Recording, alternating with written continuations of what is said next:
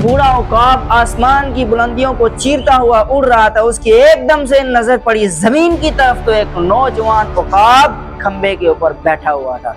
उस औकाब ने सोचा क्यों ना इसके पास जाऊं और पूछूं क्यों जमीन पर बैठा है, क्योंकि हमारा काम तो आसमान की बुलंदियों को चीरना होता है। उस बूढ़े औकाब ने जमीन की तरफ रुख किया और उस नौजवान औकाब को कहा, यहाँ बैठकर क्या कर रहे हो? उस नौजवान औकाब ने कहा, यहाँ मेरा घर है, मैं यहाँ रहता हूँ। उस बूढ़े औकाब ने कहा, यहाँ का क्या माहौल है? उसने कहा, यहाँ उड़ना भी ध्यान से पड़ता है, क्योंकि यहाँ पर अक्सर तारों के अंदर बंदा उलझ सकता है।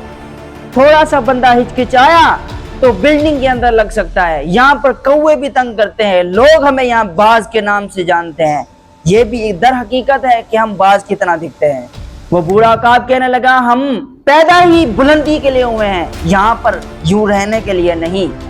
वो नौजवान औकाब कहने लगा, अगर मैं आसमान की बुलंदियों को छूं तो यहाँ का माहौल मुझे कैसे पता चलेगा, यहाँ क्या हो रहा है?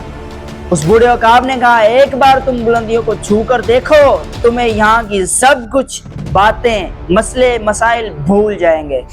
नौजवान औकाब के दिल में खौफ सा आया, कहने लगा, अगर मैं ना उठ सका, बुलंदियों को ना पकड़ सका तो फिर क्या होगा? वो कहने लगा कि तुम एक बार परों को फैलाओ और आसमान की तरफ रुख मोड़ दो, सब जिंदगी के मसले मसाइल पीछे रह जाएंगे।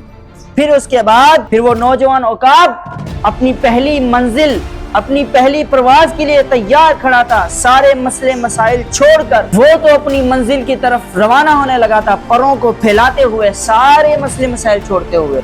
अब दोनों औकाब प्रवास के लिए तैयार हैं। तुम बताओ, तुम तैयार हो?